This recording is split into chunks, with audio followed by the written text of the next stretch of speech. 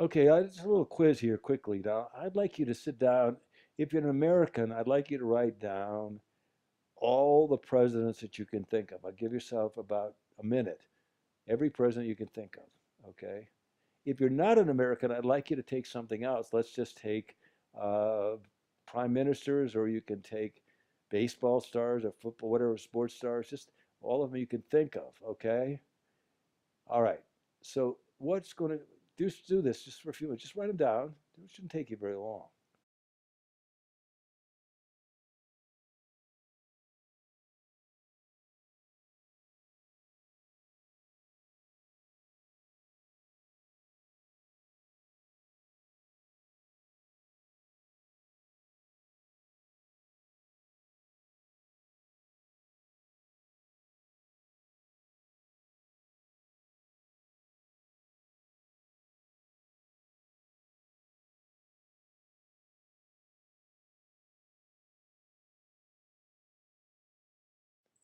Okay, now I'm going to make a prediction here. If it's we're going to use American presidents because that's the one that I'm speaking to right here, but it could be anything, any list that you can come up with. It's got to extend over period quite a bit of time. So if it's the sporting events or sporting stars or movie stars, whatever, okay? So you can start to make this list. Now, what you're going to find is that people are going to remember basically what was first. What was first? And that because what's going on here is first comes up, and that's like who's the first president of the United States? Of course, it's Washington. So people remember this is called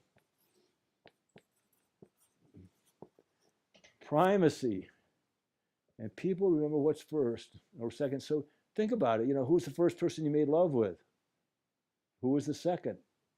You could probably remember the last one, and you could probably remember the first one, but maybe if you had multiple, there's going to be a few missing. Okay, so you got to remember who's first and second.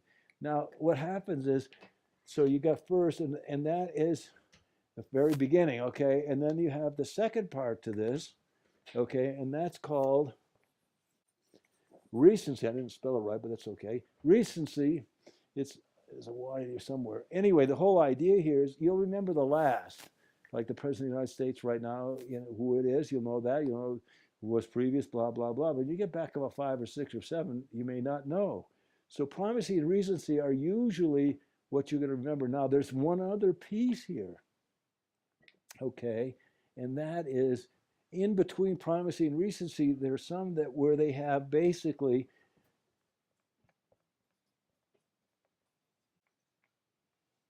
high emotional content. If you think about Lincoln, Lincoln's not first and he's not last, but he dealt with slaves. He dealt with it. He's there's a high level of emotional content. Same thing if you're in your relationships, the ones you're going to remember first and last, and those with high emotional content. That's what you're going to remember.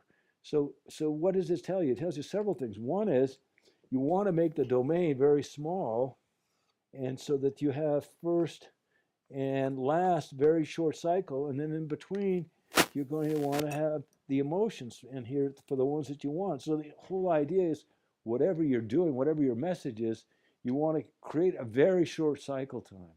I attempt in my courses to keep it 50 minutes so that I have the beginning and the end and then high emotional content in the middle. So primacy and recency are very important when you start to figure your strategy and how can you create short cycle times. That's why you have frequency of interaction with people to create the short cycle time.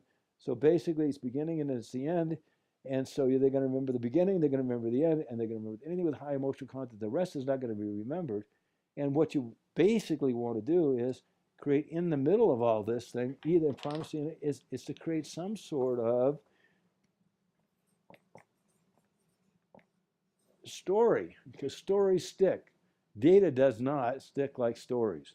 And then if you want to get a story on steroids, that's a metaphor.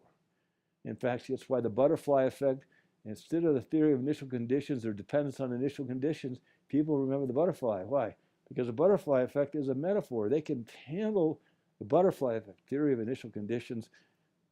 It doesn't have the same feeling. It's metaphors. If you can get a story, and basically a metaphor is a story on steroids. So the idea, primacy, recency, high emotional content in between, and create a story. And you're going to do way better if you think this way in your strategy.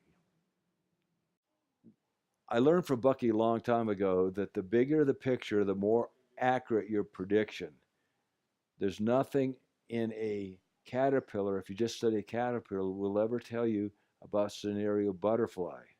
So my entire life, I am working as much as I can to be a comprehensivist. That's interested in everything, so I can make better choices, better decisions, and have a better perspective. What can I do for you?